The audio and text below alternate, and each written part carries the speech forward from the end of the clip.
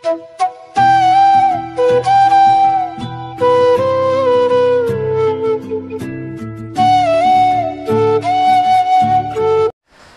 Students, हमारे इस YouTube के चैनल पर आपका एक बार फिर से मोस्ट वेलकम है। आज हम आपके लिए लेकर के उपस्थित हुए हैं टॉपिक में प्रिज्म, यानी कि प्रिज्म द्वारा प्रकाश का अपवर्तन एवं वर्ण विक्षेपण। ऐसा कई बार देखने को मिलता है कि बच्चे क्वेश्चन को रट लेते हैं या याद कर लेते हैं, परंतु उसको सही तरीके से अपने माइंड में ऑब्जर्व नहीं कर पाते हैं। तो इसलिए मैं आज एक ऐसा वीडियो आपके सामने लेकर प्रस्तुत हुआ हूं जो आपके लिए काफ़ी हेल्पफुल होगा। और यहाँ पे हम लोग कुछ प्रैक्टिकल भी करेंगे बेहतरीन ढंग से, जैसे वर्ण विक्षेपण यानी कि डिस्पर्जन, टिंडल इफेक्ट क्या होता है, मतलब कि आसमान का रंग कभी लाल कभी नीला क्यों दिखाई देता है, और तमाम सारी बातों की प्रैक्टिकल करेंगे हम लोग। और हमारे पास इंस्ट्रूमेंट हमारे हाथ में होंगे और आप फील करोगे कि वास्तव में यह हो क्या रहा है यहाँ पे। तो उम्मीद करते हैं कि आपको वीडियो पसंद आएगा, तो वीडियो में अंतिम तो बने रहिए ताकि आपको सब कुछ समझ में आए, ठीक है ना। तो शुरू करते हैं टाइम को वेस्ट किए हुए। प्रिज्म द्वारा प्रकाश का अपवर्तन एवं वर्ण विक्षेपण, ठीक है ना, refraction and dispersion of the light by any prism. अब देखो जरा, पहली बात तो हम जानते हैं प्रिज्म होता क्या है, तो मैं आपको बता दूं प्रिज्म कुछ इस साइज का, मतलब इस शेप का होता है, या ऐसा ए होता है, कुछ ऐसा होता है, ए होता है कुछ ऐसा, ये होता है कुछ ऐसा, ठीक है ना। तो आप देख रहे हो प्रिज्म को, आप अगर देख रहे हो तो मैंने कलाकारी बहुत बढ़िया कर रखी है, तो आपको पता होगा कि हाँ प्रिज्म कुछ ऐसा ही होता है। तो अब प्रिज्म को मैं आपको दिखा रहा हूं एक बार।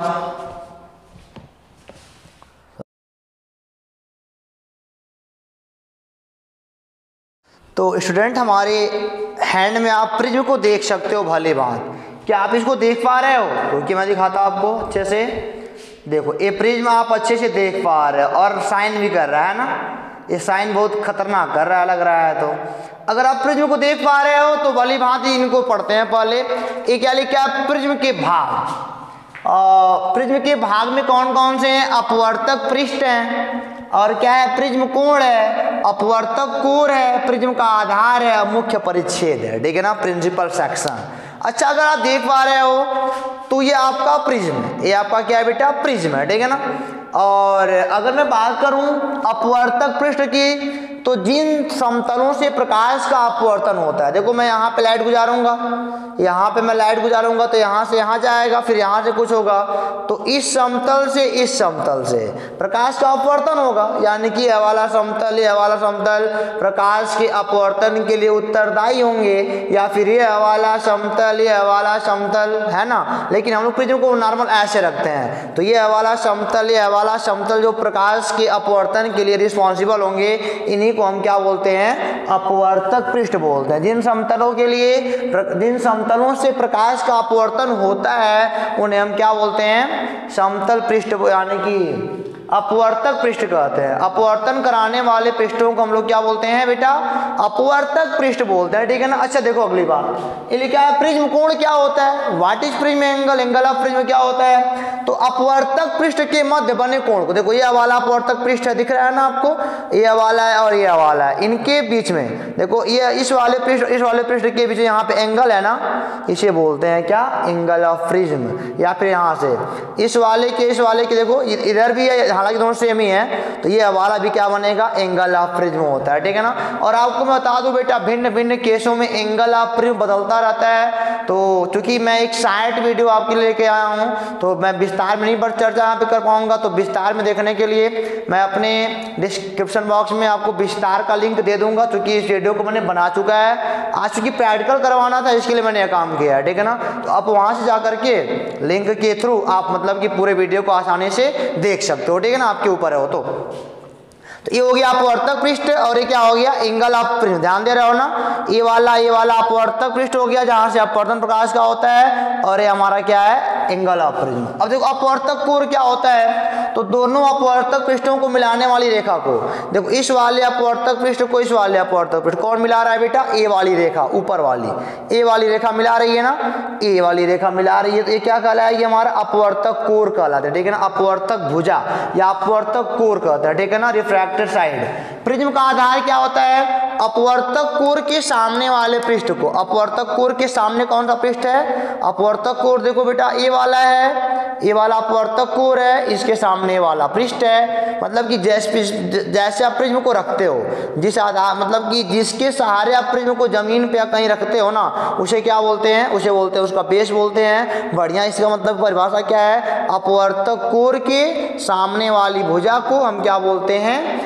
मतलब कि प्रिज्म का आधार बोलते हैं। समझ में तो आ रहा होगा बच्चे, ठीक है ना। अब यहाँ देखो जरा, अगला क्या है, मुख्य परिच्छेद क्या होता है बेटा, तो देख लो जरा, अपवर्तक पृष्ठों के अभिलंबवत किसी तल द्वारा काटा गया परिच्छेद, अपवर्तक पृष्ठों के अभिलंबवत किसी तल द्वारा काटा गया परिच्छेद, अगर मैं बोलूं अपवर्तक पृष्ठ के अभिलंबवत किसी तल द्वारा, बेटा इसको ऐसे समझो, हम लोग पढ़ाई करते हैं ना, तो हम लोग कहते हैं इसको मान लिया प्रिज्म, इसको क्या मान लिया, हमारा क्या है, प्रिज्म है, इसको मान के हम लोग पढ़ाई करते हैं वास्तव में ना। देखो जरा, ये अपवर्तक पृष्ठ है ना, इसके अभिलंबवत इनको अगर काट दो तो ये पतला सा हमको त्रिभुज मिलेगा, वही यहाँ पे लक्ष्य चिपका देते हैं, इसको क्या बोलते हैं, परिच्छेद बोलते हैं। समझे नहीं समझे, मैंने क्या बोला, देखो अपवर्तक पृष्ठ है, अपवर्तक पृष्ठों के अभिलंबवत, अपवर्तक पृष्ठों के अभिलंबवत, यहाँ से मान लो कोई सेक्शन क्रॉस काट, मतलब कि प्रिंसिपल सेक्शन कहते हैं इसको, यहाँ से काट दिया जाए ऐसे ऐसे ऐसे करके, तो पतला सा त्रिभुज मिलेगा हमको, उसी को यहाँ पे रख के हम पढ़ाई करते हैं, उसी को हम क्या बोलते हैं, प्रिंसिपल परिच्छेद बोलते हैं या प्रिंसिपल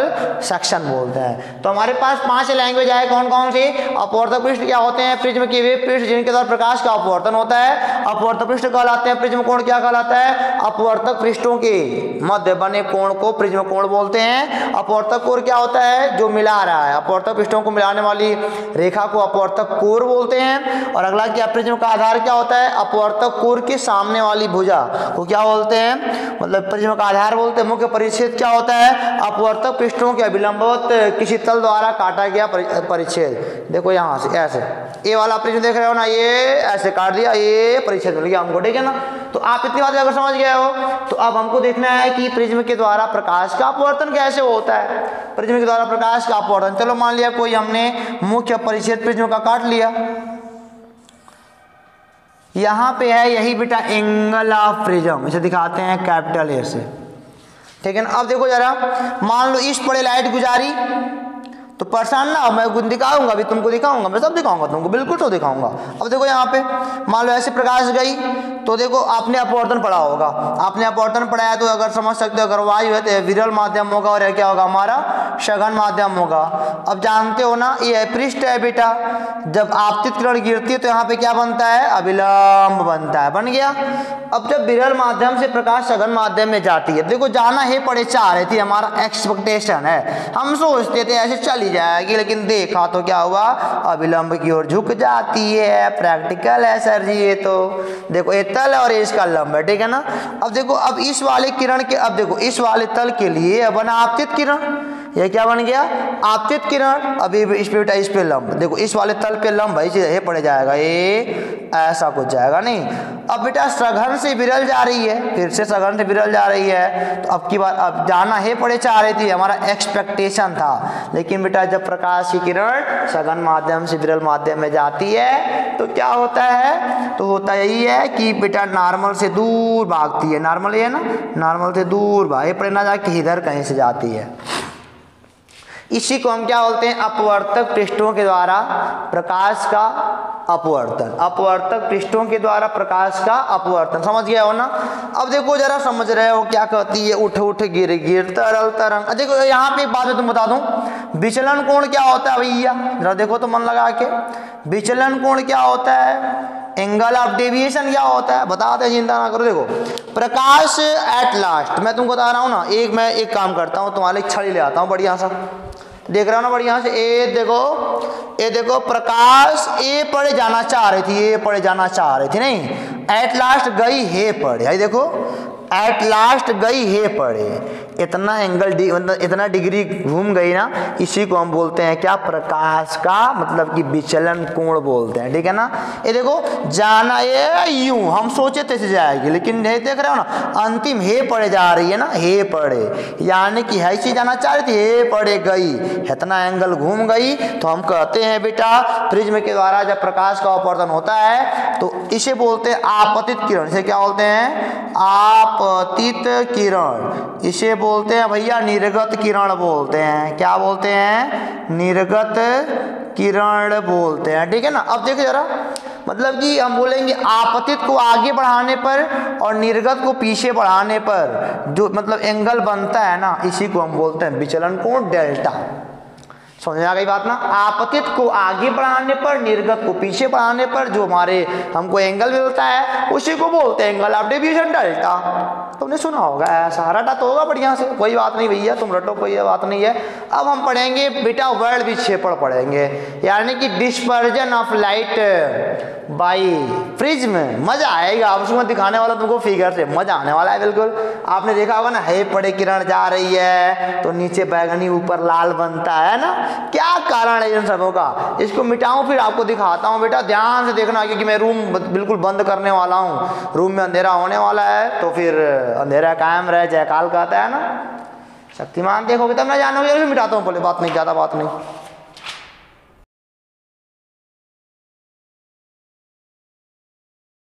तो जैसा कि विद्यार्थियों आप लोग देख पा रहे हो कि मैंने प्रिज्म के द्वारा एक श्वेत प्रकाश को गुजारा है। तो आप अगर अच्छे से देख पा रहे हो तो आपको हमारे व्हाइट बोर्ड पर एक 7 रंगों की पट्टी दिख रही होगी, है ना।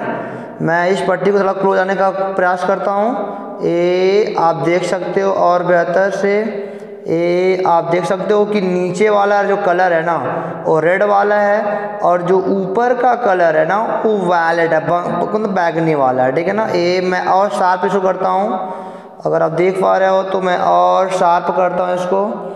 आपको सारे कलर ढंग से दिख रहे होंगे, मैं उम्मीद करता हूँ कि नीचे वाला कलर रेड है और ऊपर वाला कलर क्या है, वायलेट है, ठीक है ना। तो अच्छा एक बात और सुनो जरा, अगर आपने किताब में देखा होगा तो देखा होगा कि ऊपर वाला रेड होता है, नीचे वाला वायलेट अक्सर बना होता है ना।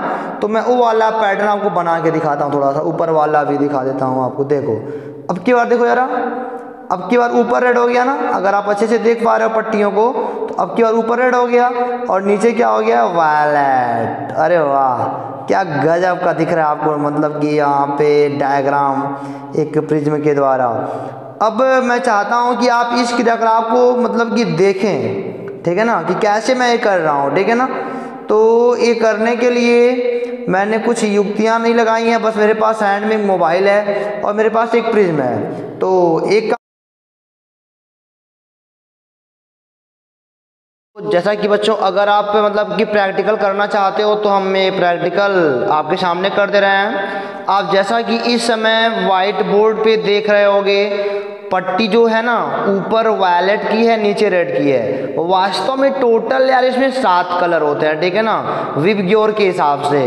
वी से वायलेट, आई से इंडिगो, और बी से ब्लू, जी से ग्रीन, और वाई से येलो, ओ से ऑरेंज, और वी से वायलेट, ठीक है ना। और सॉरी ऊपर आर से रेड होता है नहीं, विबग्योर मतलब कि विबग्योर में कुल 7 कलर होते हैं। और आप वास्तव में व्हाइट बोर्ड पे 7 पट्टियां देखने को पा रहे हो, और बेस्ट तरीके से आप देख रहे हो ऊपर वायलेट वाला है, नीचे रेड वाला है, ठीक है ना। अब आप हमारे इस कंस्ट्रक्शन को देखेंगे, कैमरा हमारे की जाए, अगर आप देखने को पा रहे हैं तो आप देख रहे हैं कि लेंस को मैंने मतलब कि प्रिज्म को हमने सामने रखा, मेरे हाथ में मोबाइल का टार्च है और टार्च के सहारे से हम निकाल रहे हैं श्वेत प्रकाश की किरण को, ठीक है ना। तो आप इस स्ट्रक्चर मतलब कि कंस्ट्रक्शन को देख सकते हो कि यहाँ पे सामने प्रिज्म है और मेरे मोबाइल के द्वारा श्वेत प्रकाश की किरण को निकाला जा रहा है। तो आप यह पैटर्न देखने को पा रहे हो, और आपको मैं यह पैटर्न फिर से दिखाता हूँ इसी लेवल में। अब उधर किया जाए कैमरा, अब देख रहे हो ना ऊपर वायलेट है और नीचे रेड है, ठीक है ना। अच्छा एक घटना आपको मैं और दिखाना चाहूँगा, अभी देखो, अभी मैं करता हूँ कि ऊपर रेड आ जाएगा, नीचे आ जाएगा वायलेट, ठीक है ना। देखो जरा ये, अब मैं दिखाया हूँ आपको, ये देखो जरा ये देखो जरा, आप देखने को पा रहे हो ना, ऊपर रेड आ गया, नीचे आ गया वायलेट, ऊपर आ गया रेड, नीचे क्या आ गया हमारा वायलेट आ गया। तो मैं चाहता हूँ कि एक बार कैमरा फिर से आपको दिखाया जाए कि कैसे बनाया गया है। तो कैमरा घुमाया जाए तो देख रहे हैं आप ना, इस समय मैं प्रिज्म को थोड़ा सा घुमा दिया हूँ, लाइट सोर्स वही है लेकिन प्रिज्म को थोड़ा सा तिरछा मैंने कर दिया है, ठीक है ना। अब आप अगर इसको देख रहे हो, पिछला वाले में क्या था, पिछले वाले में कुछ ऐसा था, ठीक है ना, इस वाले में कुछ ऐसा है, समझ में आई बात। तो रेड ऊपर कभी हो सकता है, कभी वायलेट हो सकता है, ये आपके मतलब कि किरण के गुजारने के ऊपर है कि आप किरणों को कैसे गुजार रहे हो, ठीक है ना। अब मैं इस बात को मैं दिखाऊंगा आपको अपने व्हाइट बोर्ड पे। तो अब चलते हैं अपने व्हाइट बोर्ड की ओर बेटा।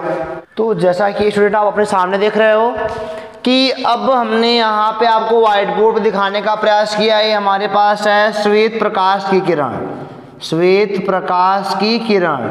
और मैं अगर आपको बताऊं तो बेटा सूर्य भगवान जो किरणें आपके पास आती है ना, उन्हें ही श्वेत प्रकाश की किरण कहा जाता है, ठीक है ना।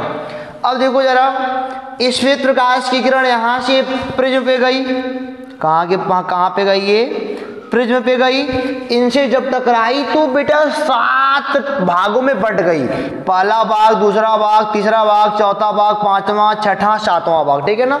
और इधर हमने एक व्हाइट कलर की पट्टी लगाई ना, तो इस पे हमको 7 कलर प्राप्त हो गए, ठीक है ना। क्या बोला मैंने कि जब श्वेत प्रकाश की किरण किसी प्रिज्म के परिच्छेद से होकर जाती है तो वह 7 रंगों में टूट जाती है, और 7 रंगों की एक पट्टी हमको बेटा व्हाइट पट्टी पर मिलता है, यानी कि 7 रंगों का जो बैंड है ना वह एक व्हाइट पट्टी पर मिलता है। इसी बैंड को हम बोलते हैं स्पेक्ट्रम या वर्णक्रम।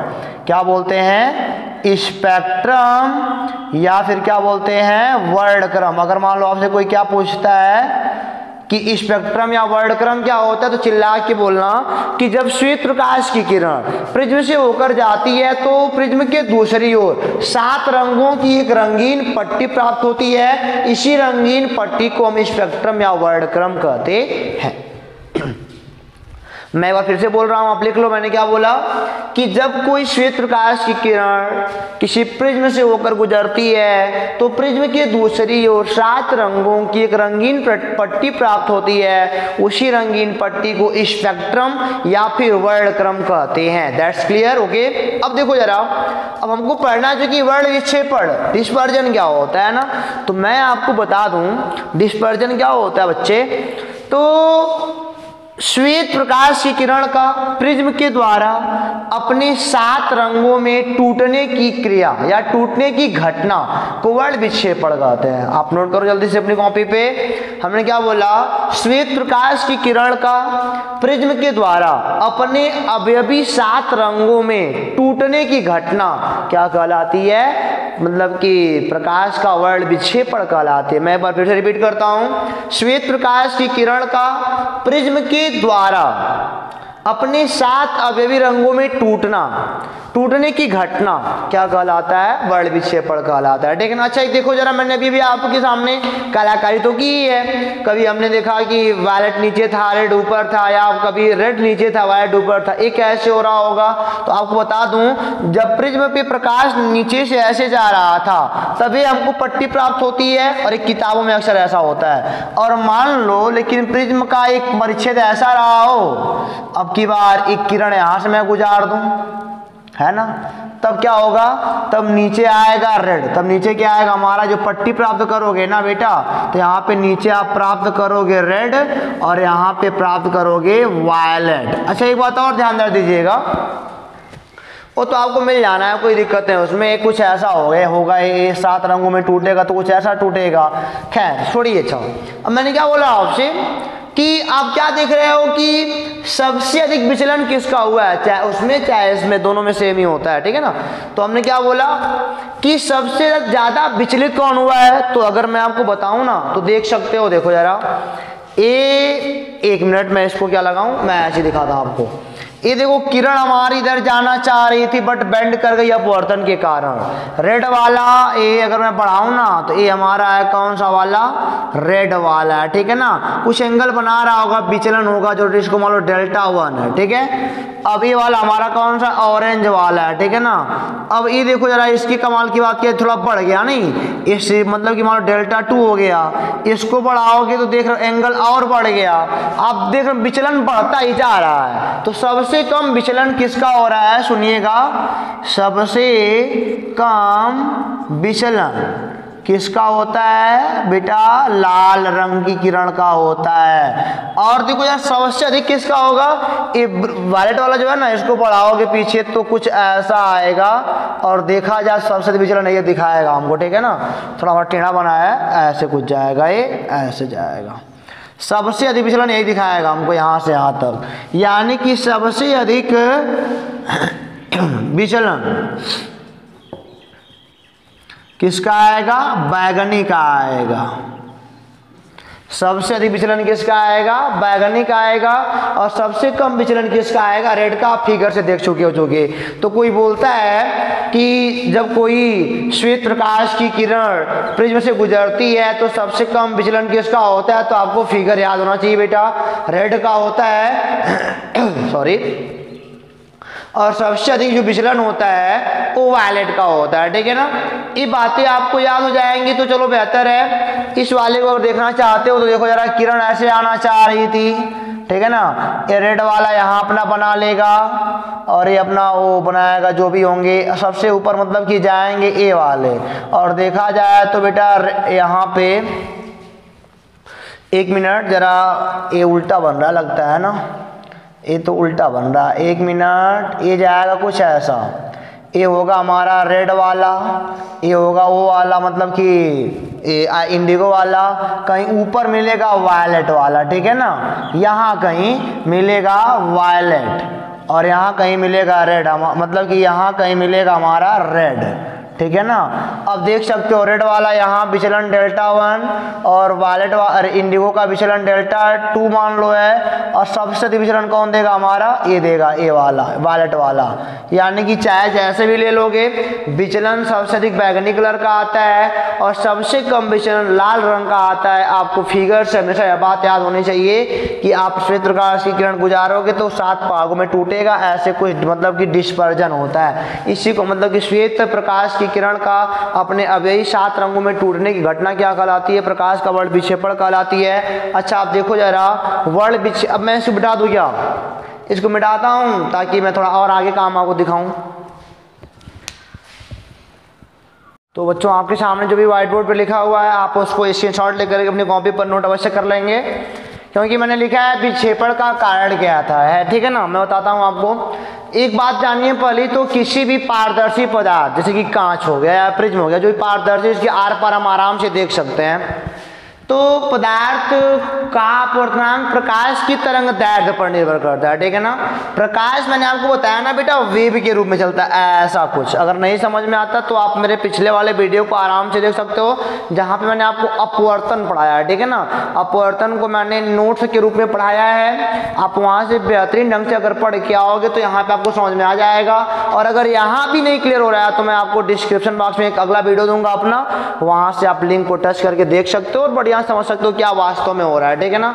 लेकिन पहली बात ये जानो, आप किसी भी पारदर्शी पदार्थ कांच जैसे का अपवर्तनांक प्रकाश की तरंग दैर्ध्य पर निर्भर करता है। किसी का तरंग, देखो तरंग लंबा होता है, किसी का छोटा होता है, किसी का बड़ा होता है, किसी का छोटा होता है। इसी को मतलब कि प्रकाश चलता है तरंगों के रूप में, ऐसे आप जानते हो रे के रूप में चलता है ना, लेकिन प्रकाश तरंगों के रूप में भी चलता है, ठीक है ना। ये बात जानिएगा आप। इसी को एक तरंग की लंबाई को हम क्या बोलते हैं, तरंग दैर्ध्य बोलते हैं। बनता है ऐसे, हालांकि ये ऐसा, एक तरंग की लंबाई को हम क्या बोलते हैं, देखो एक बार उठेगा एक बार गिरेगा, एक तरंग होता है, एक तरंग की लंबाई लैम्डा कहलाती है, तरंग दैर्ध्य कहलाती है। तरंग दैर्ध्य को दिखाते हैं लैम्डा से, ठीक है ना, लैम्डा पर निर्भर करता है। चलो ठीक, कोई बात नहीं, इसको रट लो। अब यहाँ देखो जरा, अपवर्तनांक जितना अधिक होगा विचलन उतना ही अधिक होगा। यानी कि जिस रंग का अपवर्तनांक जितना अधिक होगा उसका विचलन उतना ही क्या होगा, अधिक होगा। यानी कि जिस रंग के लिए कांच का अपवर्तनांक अधिक होगा उसका विचलन ज्यादा होगा, और जिस रंग के लिए अपवर्तनांक कम होगा उसका विचलन भी क्या होगा, कम होगा। बात पल्ले नहीं पड़ी आपको लगता है ना। मैं दिखाता हूं जरा, देखो यहाँ पे चित्र से हम कह सकते हैं कि लाल रंग का अपवर्तनांक सबसे कम, अपवर्तनांक सबसे कम होने के नाते, अपवर्तनांक कम होने के नाते, देखो अपवर्तनांक कम होने के नाते विचलन क्या हो गया, कम हो गया। यानी कि जो कांच का स्लैब है ना, इसका अपवर्तनांक रेड कलर के लिए सबसे कम होता है। ये बात जान लो, मैं डीपली बता रहा हूँ, मैंने आपको पढ़ाया है ना। आपको अगर पता होगा तो हमने आपको पढ़ाया है म्यू बराबर अपवर्तनांक म्यू बराबर C/V, है ना, जस्ट पिछले वाले लेक्चर में अपवर्तन वाले में, जहाँ पे C क्या है, जहाँ पे C बेटा निर्वात या वायु में प्रकाश की चाल है, और V क्या है, माध्यम में प्रकाश की चाल है। अच्छा V बराबर हमने आपको ये पढ़ाया है ना, V बराबर होता है F लैम्डा। अब देखो तो म्यू बराबर C/V क्या हो जाएगा, F लैम्डा। दुनिया जानती है किसी लाइट की फ्रीक्वेंसी चेंज नहीं होती है, यानी कि फ्रीक्वेंसी माने आवृत्ति होता है, वो 1 सेकेंड में जितना चक्कर किसी माध्यम हो, अगर एयर में मान लो 5 चक्कर लगा रहा है तो ग्लास में भी 5 चक्कर लगा लेगा वो, ठीक है ना। ये मान लो आप फ्रीक्वेंसी को ऐसे समझिए ना कि मान लो मतलब एयर में 5 चक्कर इंसान दौड़ ले रहा है तो वाटर में भी 5 चक्कर दौड़ेगा, इसी को हम फ्रीक्वेंसी बोलते हैं। वो चेंज नहीं होती है, ये तो चेंज होगी नहीं, ये भी नहीं चेंज होगी। भाई निर्वात वायु प्रकाश का वेग है, चेंज तो खाली लैम्डा हो सकता है, लैम्डा छोटा है बड़ा हो सकता है, जो कि जो लैम्डा होता है वो माध्यम पर डिपेंड करता है। माध्यम सघन होगा छोटा हो जाएगा, माध्यम विरल होगा तो बड़ा सा दिखेगा आपको, ठीक है ना। तो एक घट बढ़ सकता है लैम्डा। तो देख सकते हो ना बेटा कि लैम्डा जिसका ज्यादा होगा, लैम्डा जिसका ज्यादा होगा उसका अपवर्तनांक क्या उतना ही कम होगा, सॉरी उसका अपवर्तनांक उतना ही क्या होगा, कम होगा। और अपवर्तनांक कम होगा तो विचलन भी क्या होगा, कम होगा। यानी कह सकते हो कि रेड वाले कलर का तरंगदैर्घ्य लैम्डा का मान सबसे ज्यादा होता है। इस बात को याद रखिए, यहाँ समझिए बात। इसीलिए यहाँ पे कहा गया है किसी भी पारदर्शी पदार्थ का अपवर्तनांक प्रकाश की तरंगदैर्घ्य पर डिपेंड करता है। तरंगदैर्घ्य अगर बड़ा होगा तो उस पदार्थ का अपवर्तनांक कम हो जाएगा, और अगर मान लो तरंगदैर्घ्य छोटा हुआ तो बेटा अपवर्तनांक तुरंत क्या हो जाएगा, बढ़ जाएगा। ये वाला घटना घटती है वायलेट के लिए। अतः हम कहते हैं कि जो कांच का अपवर्तनांक है ना वायलेट के लिए सबसे ज्यादा होता है, और सबसे ज्यादा होने का वायलेट के लिए अपवर्तनांक अगर ज्यादा है, अपवर्तनांक ज्यादा क्यों हो रहा है, क्योंकि लैम्डा कम है, क्योंकि इसके तरंगदैर्घ्य का मान बहुत छोटा होता है। इसका मान लो रेड वाले का तरंगदैर्घ्य है तो उसका कहीं ए वाला तरंगदैर्घ्य होगा बहुत छोटा सा होता है, ठीक है ना। तो हमारी बात अगर आपको समझ में आ रही है तो आप हमको लग रहा है समझ रहे हो, ठीक है ना। तो अगर मैं बोलूं तो कह सकता हूं कि बेटा ये जो है ना, ये जो मैं तीर दिखा रहा हूं ये लैम्डा का बढ़ता हुआ क्रम है। यानी कि वायलेट का तरंगदैर्घ्य सबसे कम होता है, फिर इंडिगो थोड़ा ज्यादा होता है, ब्लू का थोड़ा और ज्यादा, ग्रीन का थोड़ा और ज्यादा, येलो का थोड़ा और ज्यादा, ऑरेंज का थोड़ा और ज्यादा, रेड का सबसे ज्यादा होता है तरंगदैर्घ्य, ठीक है ना। यानी कि सबसे ज्यादा तरंगदैर्घ्य किसका होता है, रेड वाले का होता है। और अगर मैं बोलूं ना ऊपर जैसे जाओगे विचलन क्या हो जाएगा, डेल्टा का मान कम होता जाएगा, क्योंकि तरंगदैर्घ्य जैसे जैसे बढ़ रहा है ना, देखो तरंगदैर्घ्य जैसे जैसे बढ़ रहा है विचलन का मान उसे घट रहा है, नहीं तो रेड वाले का विचलन सबसे कम होता है। इसीलिए कहा गया है किसी भी पारदर्शी पदार्थ कांच से या फिर प्रिज्म कोई सी भी हो जो पारदर्शी हो का अपवर्तनांक प्रकाश की तरंगदैर्घ्य लैम्डा पर डिपेंड करता है, ठीक है ना। लैम्डा ज्यादा होगा तो अपवर्तनांक ऑटोमेटिक क्या हो जाएगा, कम हो जाएगा, और अगर लैम्डा कम होगा तो अपवर्तनांक ऑटोमेटिक क्या हो जाएगा, ज्यादा हो जाएगा। और अपवर्तनांक ज्यादा मतलब विचलन ज्यादा। अपवर्तनांक ज्यादा का मतलब क्या होता है, अपवर्तनांक ज्यादा का मतलब होता है कि डेल्टा का मान ज्यादा आएगा, और अपवर्तनांक कम का मतलब क्या होता है, डेल्टा का मान बेटा कम आएगा, ठीक है ना।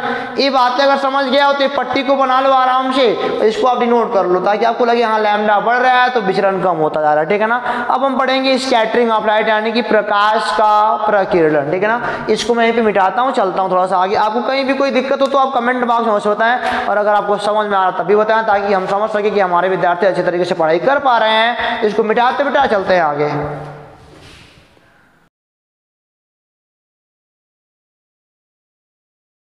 आपके सामने बच्चों हेडिंग पड़ी हुई है प्रकाश का प्रकीर्णन यानी कि स्कैटरिंग ऑफ लाइट। हमने डिस्पर्जन पढ़ लिया, अब हम पढ़ेंगे स्कैटरिंग ऑफ लाइट। अच्छा, इसका परिभाषा क्या होता है मैं आपको बोलता हूँ, आप लिखते चलो, ठीक है ना। आप लिखो, जब प्रकाश किसी ऐसे माध्यम से गुजरता है, सुनिए आप लिखते चलिए बेटा, जब प्रकाश किसी ऐसे माध्यम से गुजरता है जिसमें मिट्टी इत्यादि मतलब कि मिट्टी इत्यादि के छोटे छोटे कण हों, तो प्रकाश उनसे टकराकर चारों दिशाओं में फैल जाता है। और प्रकाश के धूल के कणों से टकराकर चारों दिशाओं में फैलने की इस घटना को प्रकाश का प्रकीर्णन कहते हैं। मतलब कि प्रकाश का तितर बितर हो जाना, फैलना, इसी को हम क्या बोलते हैं, प्रकाश का प्रकीर्णन बोलते हैं। मैंने फिर से बोलता है एक बार, लिख लो आप। मैंने बोला, जब प्रकाश किसी ऐसे माध्यम से गुजरता हो जिसमें मिट्टी धूल के कण छोटे छोटे फैले हुए हैं, तो प्रकाश उनसे टकराकर चारों दिशाओं में फैल जाता है। और प्रकाश की इस घटना को हम क्या बोलते हैं, प्रकाश की इस घटना को हम बोलते हैं प्रकाश का प्रकीर्णन, ठीक है ना। और एक बात समझिए हमारी बात, मैं आपको जस्ट एक प्रैक्टिकल दिखाने वाला हूं और आप देख लेंगे तो आपको समझ में आ जाएगा हाँ वास्तव में होता क्या है प्रकीर्णन, ठीक है ना। स्टूडेंट्स, टिंडल इफेक्ट को देखने के लिए हम एक बंद कमरे में आए हैं जहाँ पे बिल्कुल अंधेरा है, ठीक है ना। आप देख सकते हो यहाँ पे ये विंडो है, विंडो पूरी तरह से क्लोज है और यह पूरा रूम अपना आप देख लो डोर क्लोज है, लेकिन फिर भी यहाँ पे मतलब कि आप विंडो के पास देखो छोटा सा होल है वहाँ पे, और कुछ मतलब कि विंडो से थोड़े मोड़े लाइट आ रहे हैं, ठीक है ना। और आप देख पा रहे हो कि छोटे छोटे एयर के पार्टिकल आपस में घूम रहे हैं। आप देखने को पा रहे हो नहीं पा रहे हो, देखो जब प्रकाश वहां से चला है तो ऐसे एयर के छोटे छोटे पार्टिकल से टकराया है और पूरे रूम में छितर बितर गया। इसी को हम बोलते हैं स्कैटरिंग ऑफ लाइट, यानी कि प्रकाश का प्रकीर्णन। प्रकाश चारों दिशाओं में कैसे फैलता है इस बात को हम आपको दिखाने वाले हैं विंडो के सहारे। थोड़ा आप देखने का प्रयास करें।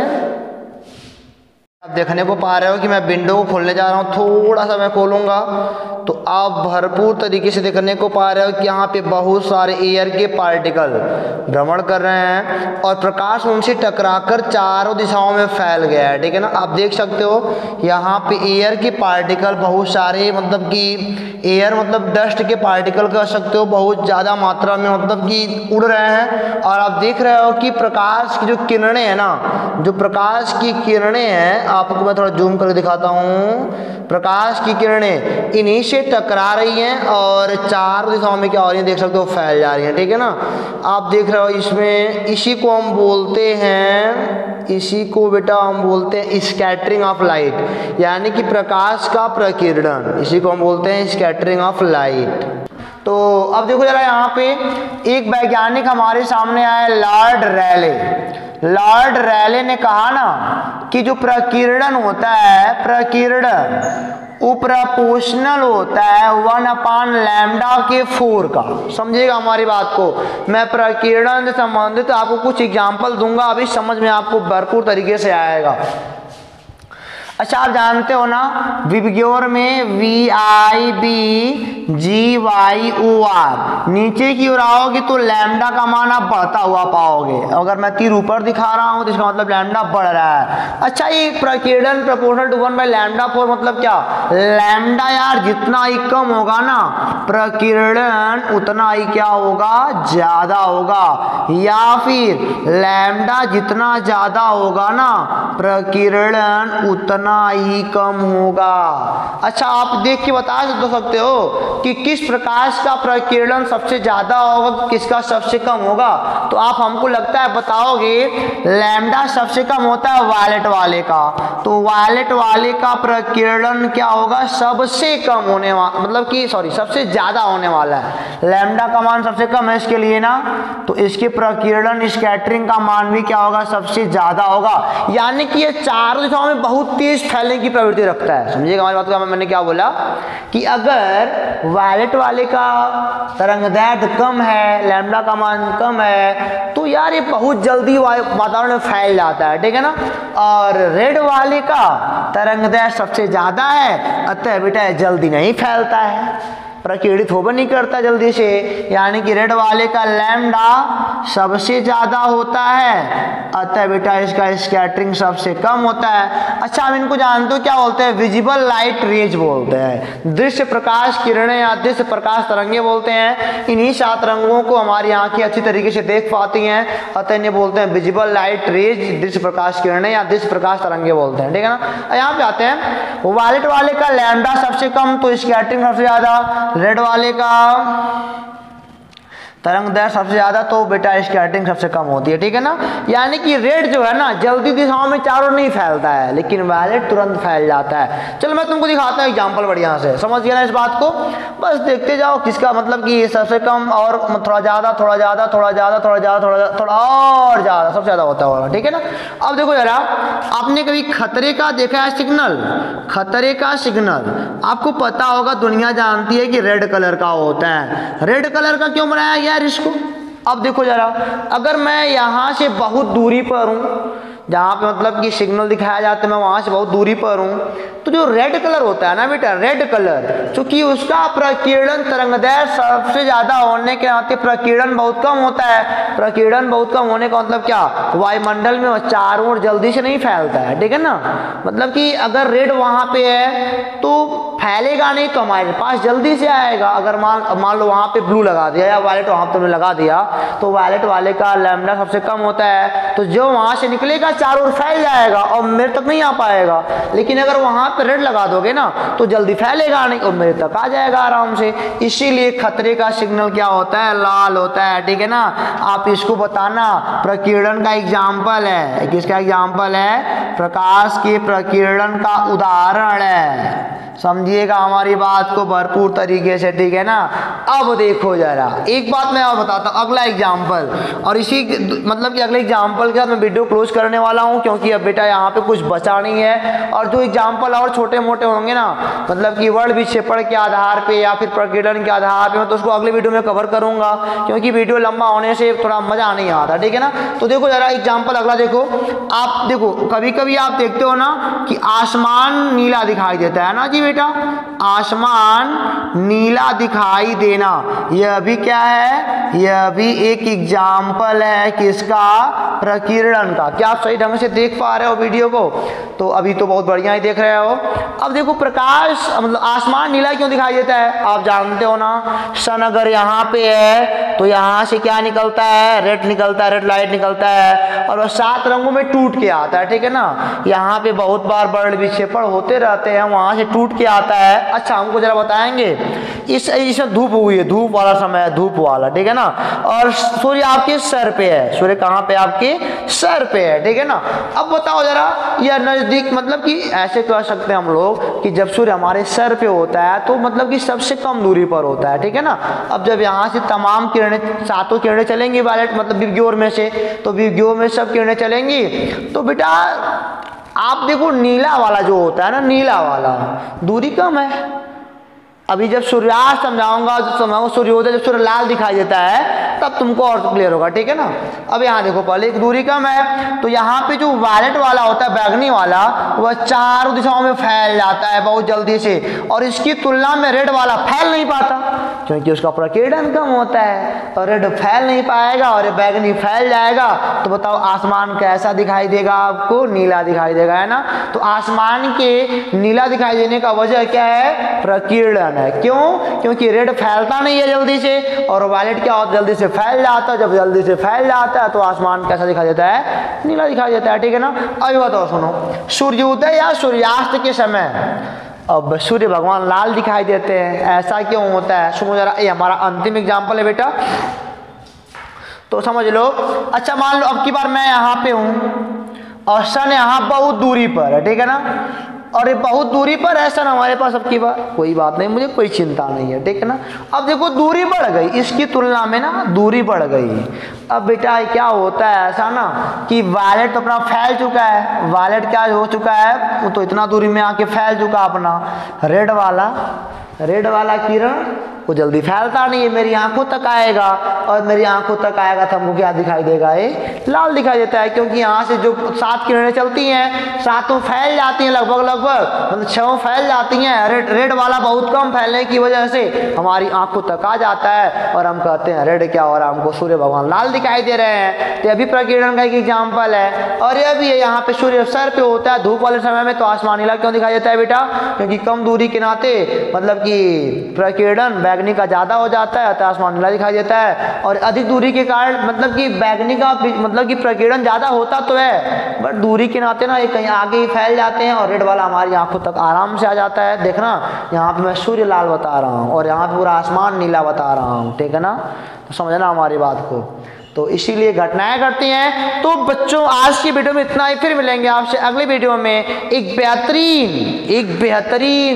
मतलब कि वीडियो के साथ, और वहाँ पे होंगे प्रकीर्णन के कुछ एग्जाम्पल, वहाँ पे क्या होंगे प्रकीर्णन के कुछ बेहतर एग्जाम्पल और वर्ण विक्षेपण पर बेस्ड कुछ बढ़िया एग्जाम्पल हमारे पास होंगे। आप इसको अपनी कॉपी पे अच्छे से नोट कर लो जितना मैंने बोला है, और अगर नोट कर लोगे तो आपके लिए बेहतर होगा। और आपको अगर समझ में नहीं आता है तब भी बताओ, अगर आता है तब भी बताओ, तो कोई बात नहीं, फिर मिलेंगे आपसे अगले वीडियो में। तब तक के लिए पढ़ते रहो, हंसते रहो, ऑल द बेस्ट।